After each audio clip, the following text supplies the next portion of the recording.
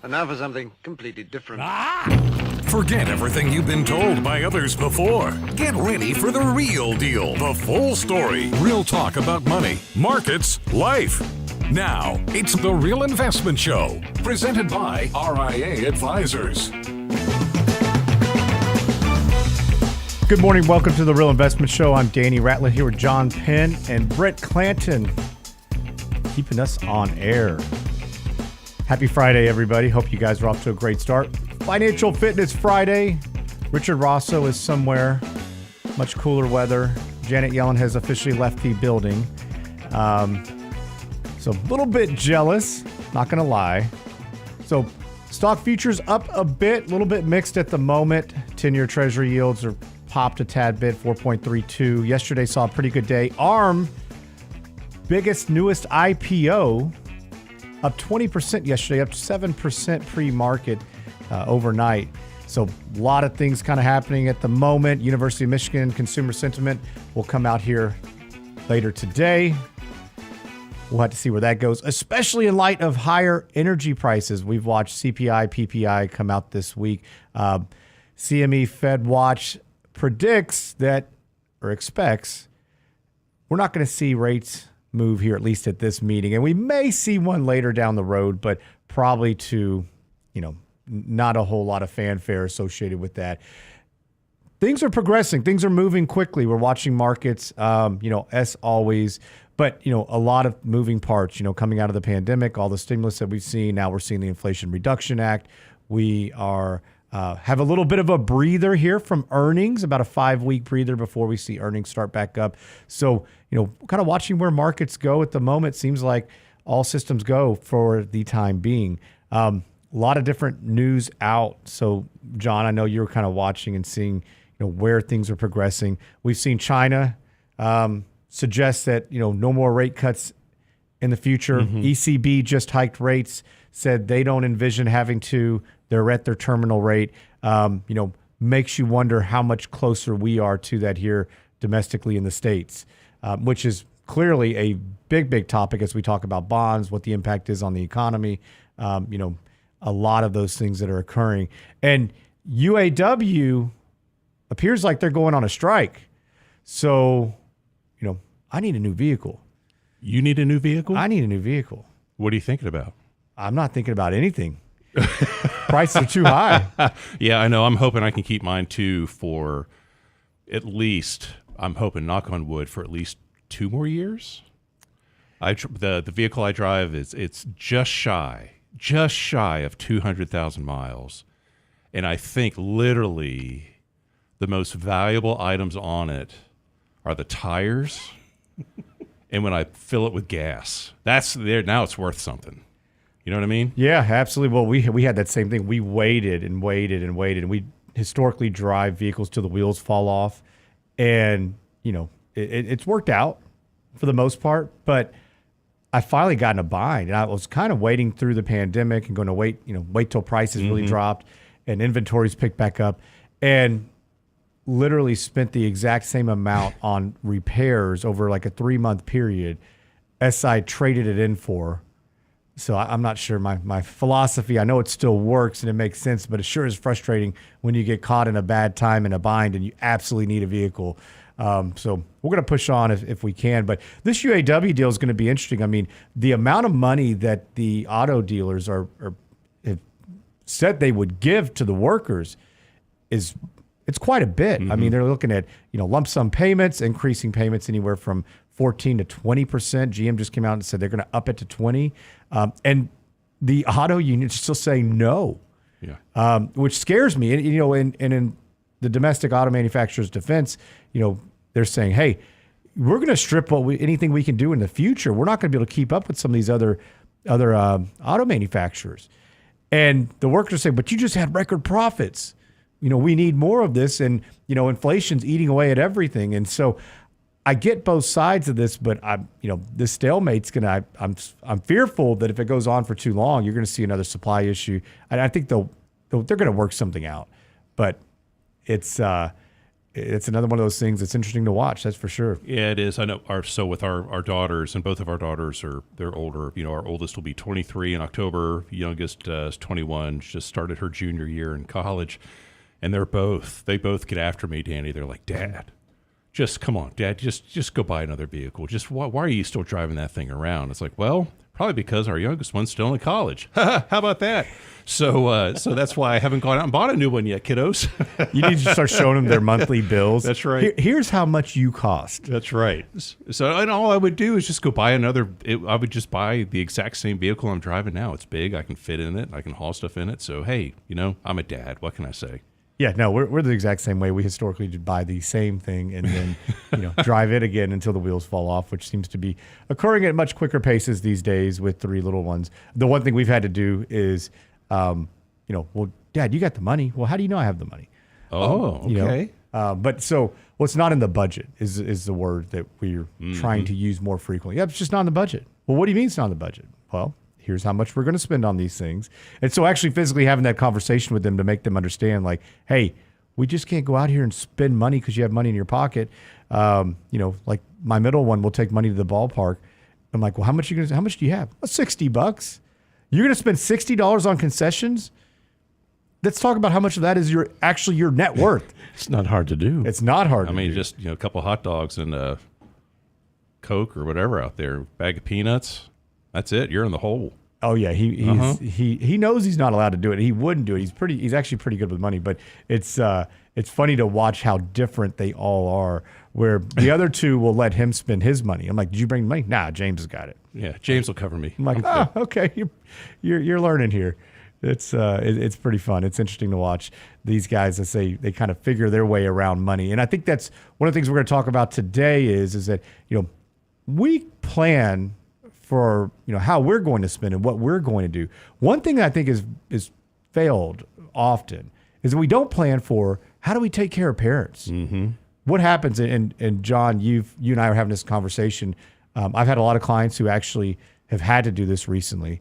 You've had the exact same thing. We thought this is a topic that is not talked about often enough, and I don't think it's we've got the sandwich generation where you still have kids at home, or you're paying for, or they move back in, or you're helping them out. And then you have parents that need care. And so baby boomers, I feel for you. I do too. You've got a lot of moving parts, and it's just not talked about enough where people are, there's no big roadmap, or at least not one I feel like that's good enough. And so we're going to talk about some of those things. How do you navigate that? What are conversations you need to be having with your parents? And then also understanding that when you're doing this, it's a little bit different than from raising a child, right? When you raise a child, you expect that there's going to be this uphill, trajectory that they're going to get smarter. They're going to, you have a roadmap. They're going to go to high school. They go to a trade school or college or move out. They start making money on their own. It's the opposite when we start talking about parents. So we're going to talk a little bit about that. Talk about some estate planning. Got a lot to get into today. So, some of these topics, obviously financial fitness. Want to talk a little bit about Roths and RMDs. Ooh, Roth IRAs. That sounds like a great topic to talk about. We like those. Mm-hmm. So, hey, stay tuned. We're going to be right back. Everybody on the YouTube channel, we appreciate you guys. We'll be right back. You listen to The Real Investment Show.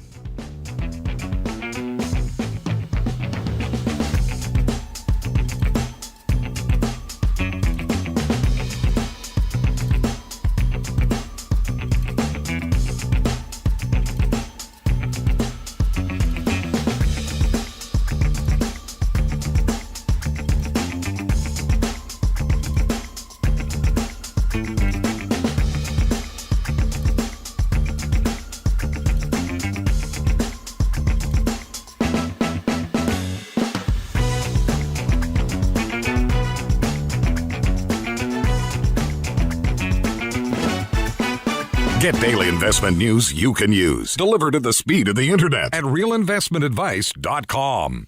How do you follow up on a life well lived? How about a life well planned? Our next Candid Coffee will prepare you for progression planning for a life well lived. Saturday, September 30th with Danny Ratliff and Richard Rosso. We'll share how to prepare emotionally, financially and pragmatically. Register now at realinvestmentadvice.com. The Progression Planning Candid Coffee with Ratliff and Rosso, Saturday, September 30th. realinvestmentadvice.com. Hi, Lance Roberts here. If you're like most people, your 401k plan represents the bulk of your retirement assets. And unfortunately for many, managing your 401k plan can be difficult. There's so many choices, so many things to consider. With just a quick email, a couple of questions, you can put RIA advisors to work for you managing your 401k plan. Get started right now at the website, realinvestmentadvice.com, or simply call our toll-free number, 855-RIA-PLAN, or again, simply online at realinvestmentadvice.com. Small businesses are discovering that attracting and retaining top talent come down to more than just salary. In today's highly competitive job market, compensation is more than just wages. Hi, I'm Tom Allen,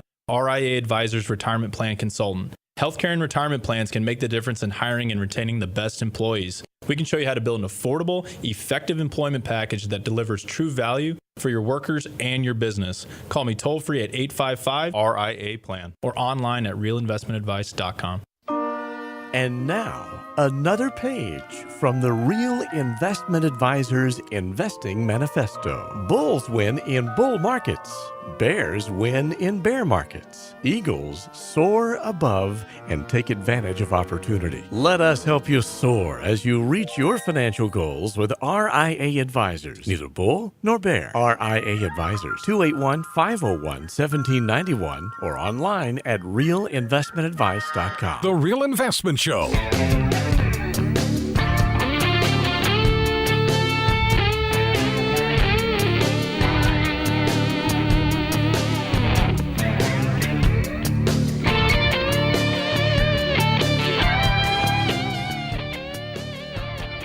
Welcome back to the Real Investment Show. I'm Danny Ratliff here with John Penn. So I know we just said we're going to talk about how do you care for parents in their retirement and it's their aging and things that they do. But wanted to talk a little bit about the exact age when you make your best financial decisions. I think this is, we're going to put the cart before the horse. We do it the opposite way, right? So studies show that the prime years for making smart financial decisions on average are age 53 and 54. And I find this interesting because we always think with age, we become, we get better, right? Like a fine wine. But studies have shown, so they actually did an economist from Australia, the ARC, Center of Excellence in Population Aging Research, did a study. And it shows that typically financial literacy peaks at age 54. And they said as we get older, we seem to rely more on past experience, rules of thumb, and intuitive knowledge about which products or strategies are better. And we make fewer financial mistakes, credit card use, understanding interest rates, moving funds, taking advantage of, the current environment versus maybe just sitting it and forgetting it. And I think some of this, John, is as we're getting older, and especially, maybe in your 30s and 40s, you're probably concentrated on keeping little people alive. I mean, I can relate. And I see a lot of families that they do a really good job with that, but then maybe they don't focus as much on the finances. They kind of set it and forget it. They don't think about what to do next or where to go.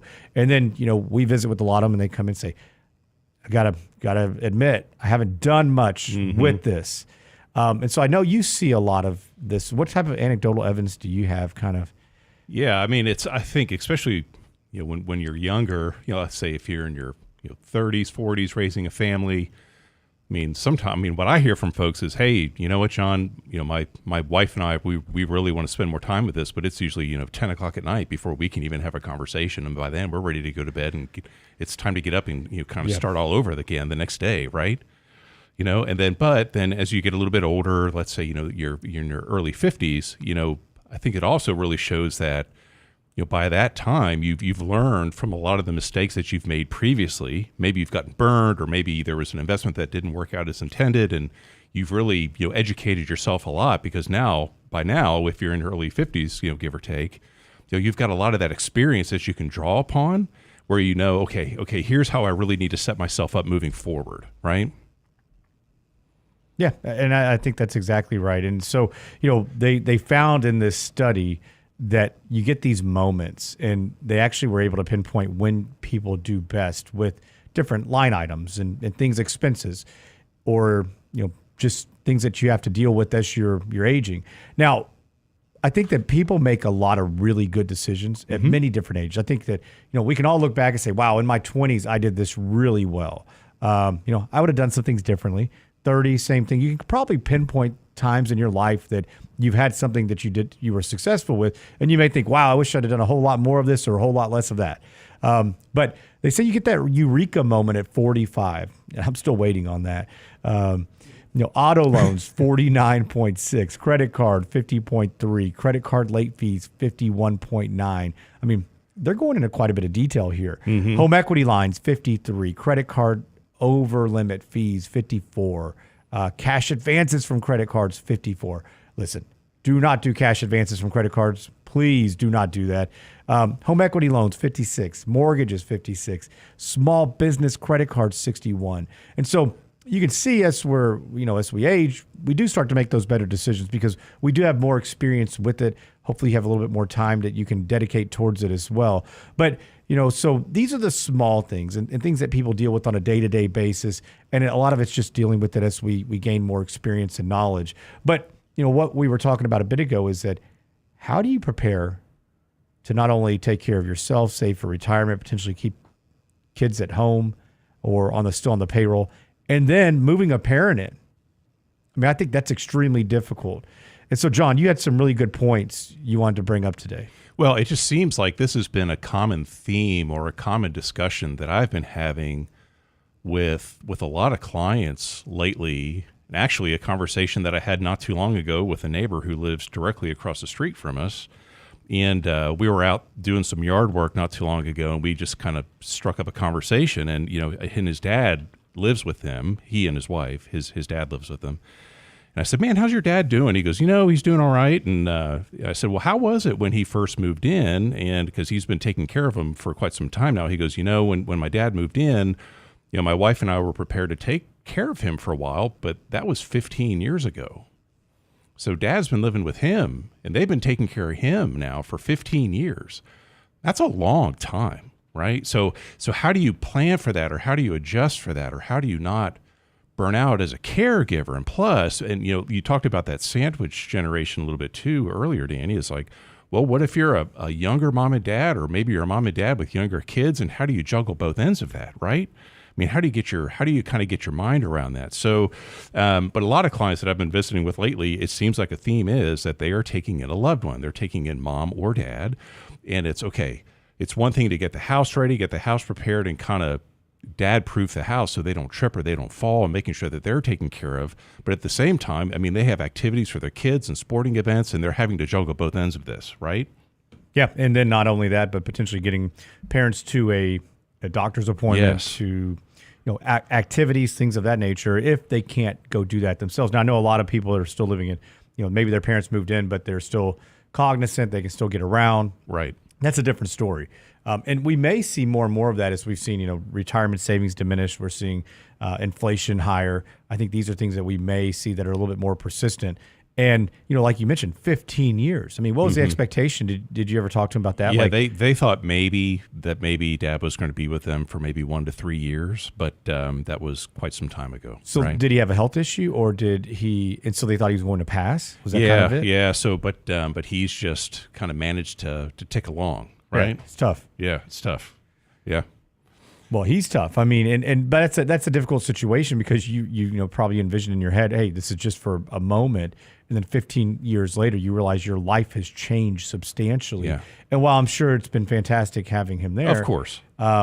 It's also probably changed how you live your life dramatically. I mean, I remember, so, my wife, she lost her dad at a pretty young age. Well, so my wife's family, her brothers and sisters are probably about 16 years older than she is. And my wife and I we're the same age.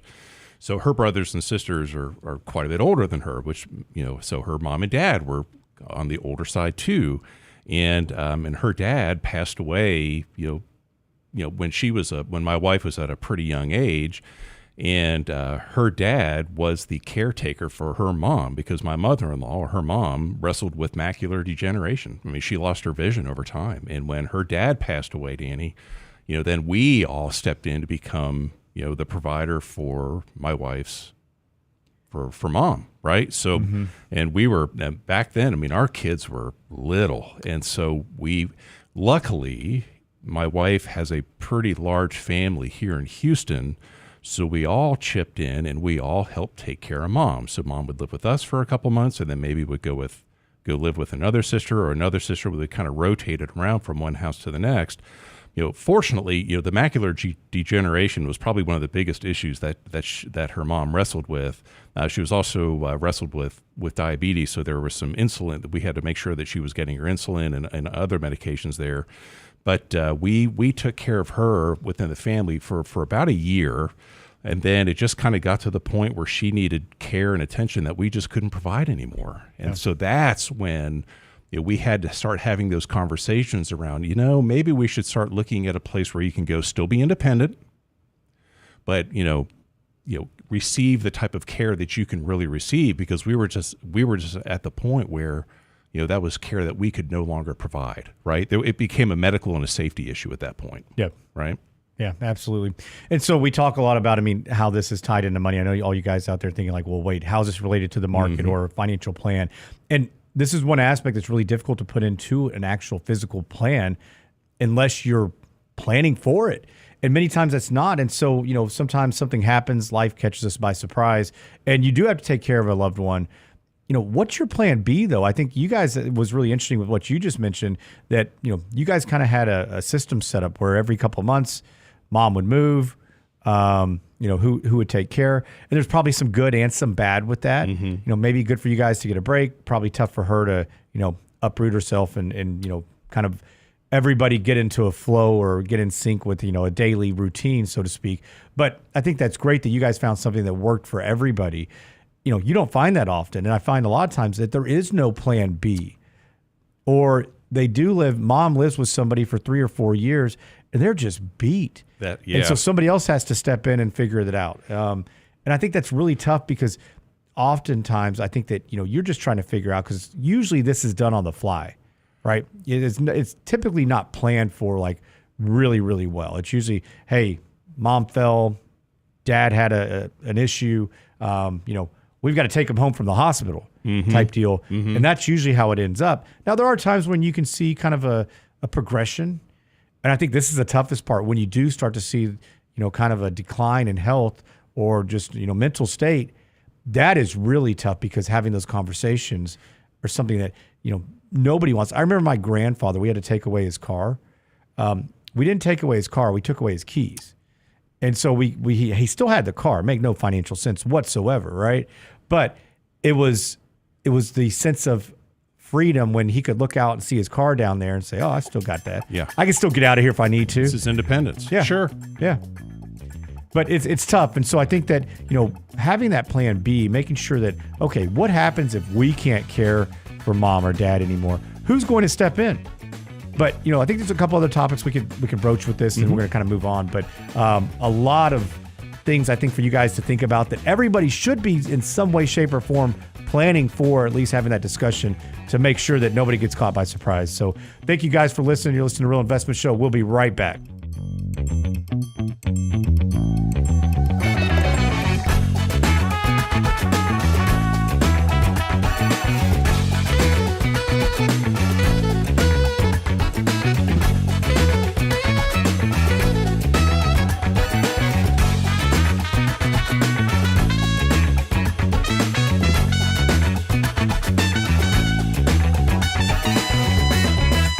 Investment Advice blog. It's required reading for the informed investor. Catch it today at realinvestmentadvice.com. How do you follow up on a life well lived? How about a life well planned? Our next Candid Coffee will prepare you for progression planning for a life well lived. Saturday, September 30th with Danny Ratliff and Richard Rosso. We'll share how to prepare emotionally, financially, and pragmatically. Register now at realinvestmentadvice.com. The Progression Planning Candid Coffee with Ratliff and Rosso. Saturday, September 30th. realinvestmentadvice.com. Health and financial security touches everyone within your organization. Offering benefits for all doesn't need to be complicated. Hi, I'm Tom Allen, Senior Benefits Consultant at RIA Advisors. RIA Benefits provides independent expertise to find solutions that speak to the mission of your business, the culture you want to establish, and the budget you are able to work within. Book a free consultation with me at realinvestmentadvice.com/retirement, and we'll find a solution that takes care of your most important asset, your people. realinvestmentadvice.com/retirement, realinvestmentadvice.com.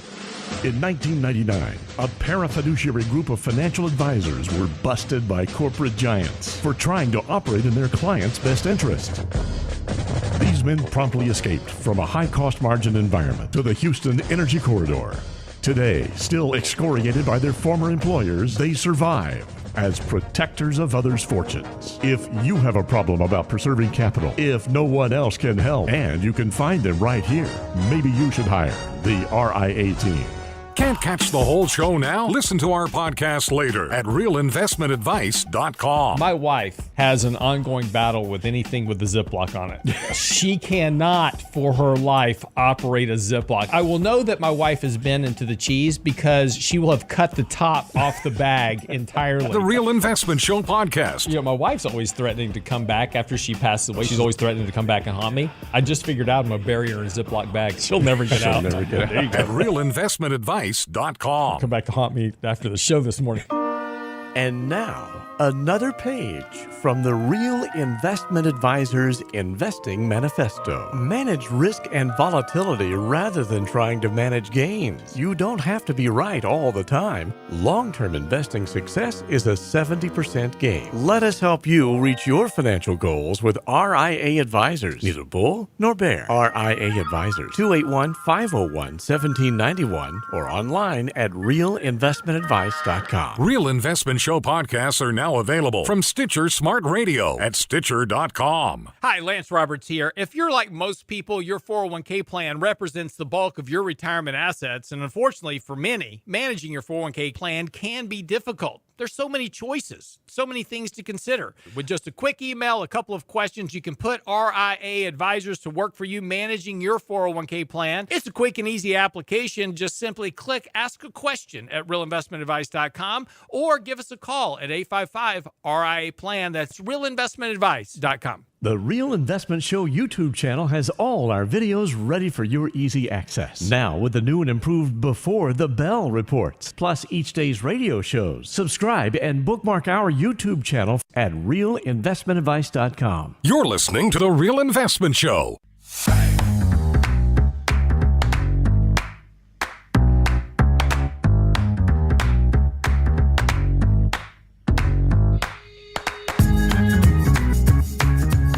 Welcome back to the Real Investment Show. I'm Danny Ratliff here with John Penn. So the difference between coffee and your opinion is I asked for coffee. That's well said on a Friday morning right there, my man. Yeah, Brent always comes up with some timely jokes or quotes. So I figured that was a good one. So speaking about opinions, though, I would like yours. And so, we've talked about a little bit of just, some experiences that you've had with, caring for loved ones, especially as they age. What are great conversation starters? Where do you go? Like, how do you start? Because I think that, we talk about this often. The most successful families with anything financial, they do a really good job of communication. Kids are involved in just regular, like, talking about investments, talking about finances, budgets, talking about, any big picture item. And they're so much better off for it. And I think it's the exact same thing when we're talking to aging parents or loved ones that but may potentially need care. And if we can get ahead of it, even better, because most of the time, we're, like I said earlier, we're doing this on the fly. So how do we go ahead and start having that tough conversation, John? Yeah, it's hard because as the child, really, or the grown adult, you're still the child, it's kind of time for you to transition into kind of becoming that parent. And now you're, hey, mom and dad, or that's tough. That's hard, right? Especially, of course, Danny, I was a perfect kid, right? I have no baggage in my life. Absolutely. Right. Mm-hmm. But, but it's time, but it's time to make that transition. And that's always difficult. But you guys, like the kids may be scared about bringing the parents in, but they're probably scared to remember all the crap you did when you were exactly young, right? It. Absolutely. So, but it's interesting because I think, and Fidelity, Fidelity Investments, they took a great poll out there. And, 90% of people feel that this is a very important conversation to have with mom and dad. But of those 90%, only 27% have actually had the conversation, right? Wow. So it is a very difficult conversation to approach. And you brought up a great point, Danny, because I have noticed, too, that some of the most successful, family relationships that I see are when I'm on a Zoom call or I'm in a meeting and, mom and dad are there, son or daughter are there, the family is all together, and everybody is open and transparent about what they have, where it is, and what they're doing, and they're all together on the same page from a family standpoint, and not just from an investment and how their money's positioned, but also from an estate planning standpoint and how they're going to take care of mom and dad, right? I mean, and it's just all right there on the table, but that's kind of rare. Right? It's extremely rare. And I think a big problem with that, like I've had that conversation with many people and they're like, well, I really don't want them to know, like husband and wife, like how much I spend on XYZ or the things I go do here. That's not healthy. I mean, and that's why, Lance and I talked the other day about some of the bigger reasons for divorce or, infidelity and financial infidelity. But getting these out in the open is extremely helpful. So, what are some topics or points that you would encourage people to do? I think, I would say start, this doesn't have to be a one and done conversation, Danny. It's something that kind of evolves over time. But it's better to start having those conversations when, hey, mom and dad are, they're still coherent. They've got it, right? And they can have a meaningful conversation, because if there is some, heaven forbid, if there is some cognitive decline, dementia, or if there's also at that point Alzheimer's, hey, at that point it's too late. You're better off having these conversations sooner than later, and start small. Like, for example, my own parents, my mom and dad. So my dad he's in his late 70s, and he's extremely, extremely active, and he loves going outside, cutting the yard, doing all the yard work. I mean, that is his thing. And so every once in a while I ask him, so, hey, it's just as you get older, what are your thoughts about how you're going to take care of the property out here? And just get them talking, just little things. Just ask some open-ended conversations about, hey, how do you feel about this? Or, hey, how do you think you and mom are going to take care of the house here? Or, hey, tell me, how are you able to, are you able to keep up with the property out here? How's that going? Do you need any help with this? Or maybe you can kind of tell a story about maybe somebody else that's going through working with mom and dad, and just say, hey, mom, dad, hey, I was talking with so-and-so the other day. Here's what's going on in their family. What do you think about that? And maybe that'll kind of start to get them to open up a little bit. Or, recently, a couple years ago, when my wife and I had all of our estate planning documents redone and revised, talk to mom and dad. It's like, hey, Shauna and I, we just had our estate planning documents done. Hey, Danny, when's the last time you had all of your paperwork taken care of? Have you thought about that? So just little kind of open-ended conversations, or open-ended questions, just to get the thought process flowing a little bit. And then you can start getting a little bit more granular from there, right?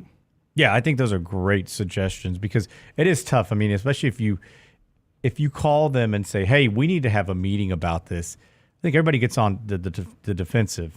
Everybody puts their guard up and says, whoa, hey, I'm not talking to you about this right now. But if you subtly start to bring that up, and then I think that gives you the segue into a really good discussion about it. And then maybe you can say, well, let's sit down and look at this one of these days and just review it. I want to make sure I have a good understanding. Especially they may say, oh, hey, I made you the executor, or you're going to be the trustee over the trust, or, I'm going to need you to do these things, or here's my expectations. Because I think those conversations as well will lead you into the deeper part of it. Like, do you have a do not resuscitate? Who's your medical power of attorney? Who's good? Do you have a durable power of attorney for finances and medical? What does this look like, and who's going to step in? And those are the really important parts of it, but kind of broaching that in a gentle way, like you just mentioned, I think is great. And Brent, I know you've gone through this. I mean, I think your issue with your father is probably getting him to slow down, probably more than, like, you're not worried, like, how are you going to keep up with this? You're probably worried, like, are you going to mow your neighbor's yard too? Dad's 94. Yeah. And this summer has been hard for him because it's been so hot, and he hasn't been able to go outside and do the things that he does. But that is one thing that has kept him young, physically, and active, is being able to go out and take care of the yard, take care of the property, take care of friends that need to. We lost Mom in January, so he's been staying busy, and that keeps him going. It's a balancing act. You have to allow them enough freedom to do what they want to do without endangering their well-being. Yeah, and I think that's the tough part because I endanger my well-being on a regular basis because my brain thinks I'm 20, my body says I'm in my 40s, right? Yeah. So yeah. But Dad's very realistic. He understands. He's 94 and he can't go out and do things like he used to do, and so he listens to us, 3 children, in the things that we're talking to him about. Like, okay, what are we gonna do with the house? Well, get a quit deed. What are we going to do with the cars? Well, you do a TOD on the titles. Mm-hmm. And so all that stuff is in place because we just went through this with Mom, and he doesn't want to leave us in the lurch. And so the plans are in effect. Yeah, that's great. And so that's a really good probably experience compared to what most have. Yeah. Right. I mean, and you were also able to kind of, you saw it develop over time with your mother, then with him. And I mean, wow, to be 94 and to still be able to do all the things he does, like, we can all pray and hope that we have that, right? Well, not only that, but to be cognizant, to have your mind to, so you usually see one or the other. It's really rare that you see both where, good health, still able to get out and about and, still have your wits about you. That's amazing. But he refuses to have a cell phone. So there's that. That's probably why. That's the secret. That's probably it. He's got no stress. He doesn't worry about all the junk. All the mess of the world. Nobody's telling him what's happening every second. Yeah, good for him. That's pretty neat. Well, and I've had a lot of clients who've gone through this, and I think the difficult thing is like, where does the money come from? What does that look like? And then you can get some animosity at times too between loved ones, where hey, you cared for Mom all these years, but I'm taking. And sometimes I've seen where. Have a family member that they cared for a loved one, a sister cared for Mom, and they said, you know what, I don't need my piece of the pie when it comes to the estate. You forego, you gave up a lot to take care of Mom, and so you take all my funds. You allowed me to go out and work. I thought, wow, that was a really good way to look at that. Where a lot of people just said, hey, I need this. You didn't have the flexibility that I had because of it, so you take the estate over, which is pretty cool. And I think it's really neat for people to be able to do that. I was like, wow, that's really mature of you. Because that typically doesn't happen. It does not. And it's not uncommon when there are multiple siblings involved that there's one that, or maybe 2, depending on the number of the family members there, but usually there's one person that kind of does most of the heavy lifting, right? Where maybe other siblings aren't as involved. And that can become a real issue just from intrafamily stress. Not that, taking care of a parent who's, maybe declining, not that that's stressful enough as it is, but then if there's some intrafamily stress or maybe one, if there's a, brother or sister that's really kind of not pulling their weight, that really, I see that a lot, Danny. You do. And sometimes it's just because, geographically they're not near, they live across the country, or their career won't allow them to do so, things like that. And I do see that as well, where there's a lot of animosity surrounding that. I did this, you didn't do anything for Mom or for Dad or for whoever it may be. But then, I also see sometimes where, we're talking about the bad things because that's what most people remember. But I see some really good things as well where it's brought families together that have had a riff, where, maybe you've got brothers that have been mad at each other for years and then, something happens to Mom or Dad and all of a sudden they're forced to get along and to make decisions together and to do things. And it's brought that relationship back. And so there's a lot of good from that aspect that can come from this. So, I know, like I said, it's easy to remember the bad or the things that went wrong, but there's a lot of good that can come from this as well. So I know for many of you, you're probably like, what in the world? Talking a lot about, things that may or may not happen to you, but I can guarantee if this doesn't happen to you, it's going to happen to a loved one. Something that you will have to think about, or maybe you can, give this advice to somebody else down the road. So thanks for tuning in. We'll be right back. You're listening to Real Investment Show. Step into the confusion. Can't you hear the sound that's in the air? It's rock and roll. It's rock and roll. It's rock and roll. It's rock and roll. It's rock and roll. It's rock and roll. Get daily investment news you can use, delivered at the speed of the internet at realinvestmentadvice.com. How do you follow up on a life well lived? How about a life well planned? Our next Candid Coffee will prepare you for progression planning for a life well lived. Saturday, September 30th with Danny Ratliff and Richard Rosso. We'll share how to prepare emotionally, financially, and pragmatically. Register now at realinvestmentadvice.com. The Progression Planning Candid Coffee with Ratliff and Rosso. Saturday, September 30th. realinvestmentadvice.com. Hi, Lance Roberts here. If you're like most people, your 401k plan represents the bulk of your retirement assets. And unfortunately for many, managing your 401k plan can be difficult. There's so many choices, so many things to consider. With just a quick email, a couple of questions, you can put RIA advisors to work for you managing your 401k plan. Get started right now at the website, realinvestmentadvice.com, or simply call our toll-free number, 855-RIA-PLAN at realinvestmentadvice.com. Small businesses are now being challenged by the lack of employees and how to attract and recruit the best employees. To get the better employee, you'll have to offer a better package. Hi, I'm Tom Allen, RIA Advisors Retirement Plan Consultant. Don't assume a 401k plan is too costly or complicated for your small business to offer. Let us show you how to make the most of an affordable and effective plan that will deliver true value for your business and your employees. Call me toll-free at 855-RIA-PLAN or online at realinvestmentadvice.com. That's realinvestmentadvice.com. And now, another page from the Real Investment Advisors Investing Manifesto. A passive investment portfolio requires active risk management. It's not a choice, it's necessity.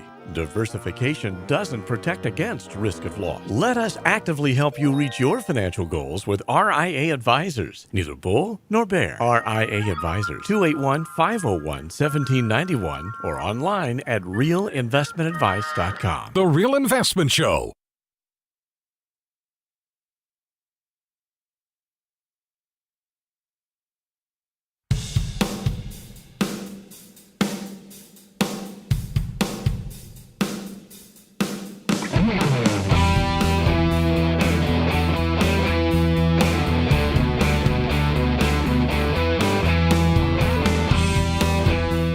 Welcome back to the Real Investment Show. I'm Danny Ratliff here with John Penn and Brent Clanton, manning the boards today, keeping us live.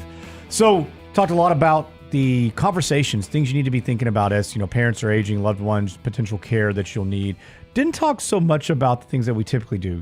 Making sure you have your durable power of attorney set up, making sure that a will is dot your I's, cross your T's. Do you have a trust? What does that look like? Who's the executor? Who has power of attorney? Those are all things that I think are really important. And, that's another aspect that we deal with on a regular basis. But all the things we just talked about are things that they're all tied together. And I think it's an easy way to start that conversation. So don't forego that part of it. Make sure you get to it, because to start the conversation in a gentle way, the whole reason behind it is to get to that information, right? It really is. And so, John, do you have any other words of wisdom on what people need to be looking at when we're talking about that, or just some experiences you've shared? Yeah, so here's something else too. When you're just talking about the estate planning documents, and you want to make sure that those are all current, up to date. Like you said, durable powers of attorney, your medical directives, medical powers of attorney, everything there. What I notice from time to time, because and you mentioned this earlier, sometimes when siblings or family members that are taking care of mom and dad, they're maybe kind of spread out in different places across the country. And sometimes it can be difficult to kind of know where all of those estate planning documents are, or maybe one sibling has those and maybe, other siblings don't have access to that. So what I have seen as a great common practice with families is they use like an online vault, or almost like, and Fidelity has a version of this, Danny. It's called FidSafe, like Fidelity FidSafe. It's a complimentary online vault that you can use to upload and store all of these various important estate planning documents, not only for yourself, but also for mom and dad. And this by no way is a promotion for Fidelity. There are other entities that offer these online vaults as well. But I think this is a tool that I've seen people use where you can upload, keep all of those documents in a safe, secure manner, and no matter where anybody is located, they can get access to these documents if needed.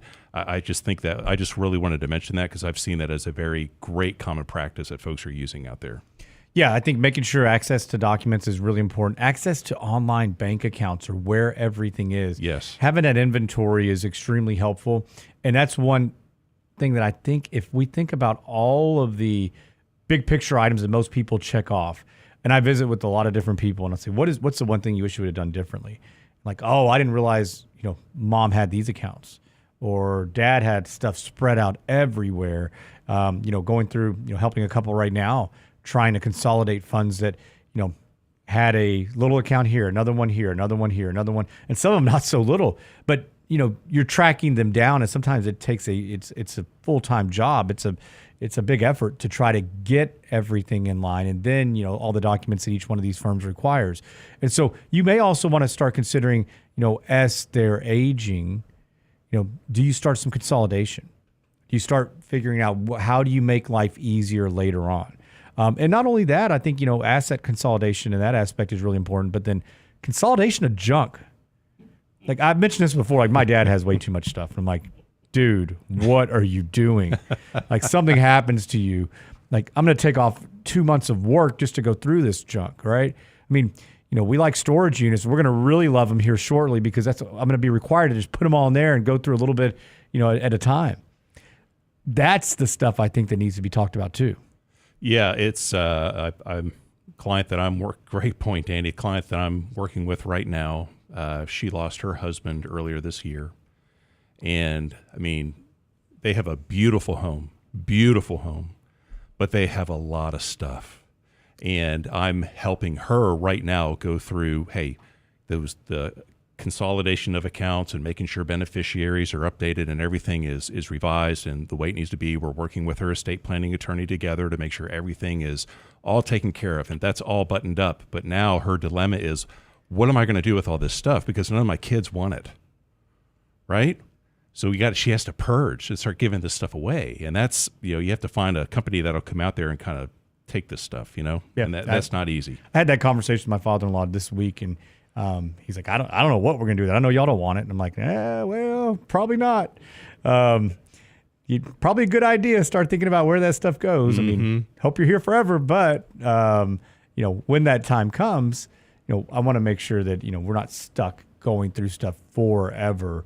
And I think parents are, and as we age, are getting a little bit more mindful of that in the sense that saying, okay, like you said, kids don't want all the stuff.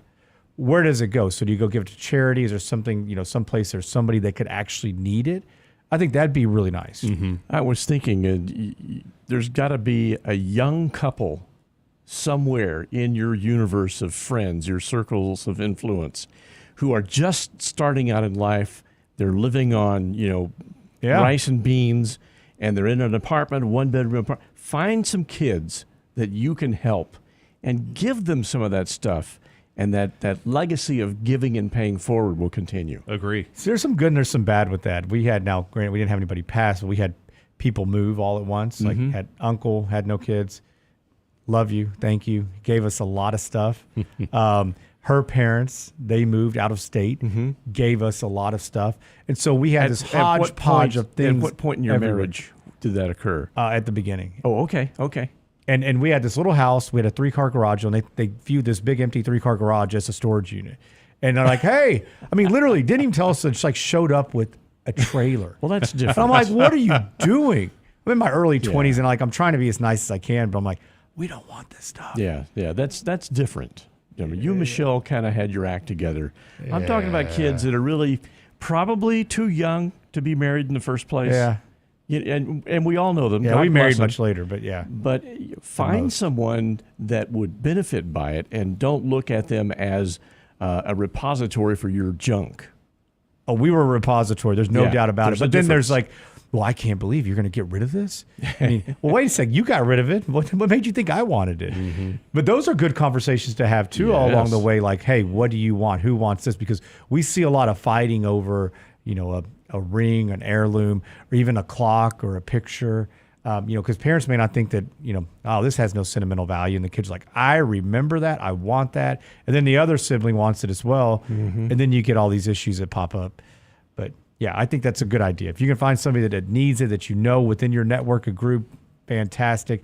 But for the most part, and even your home, I tell people, and I told my father-in-law this, and they're outside of Las Vegas, actually kind of overlooks the Strip in a master plan community.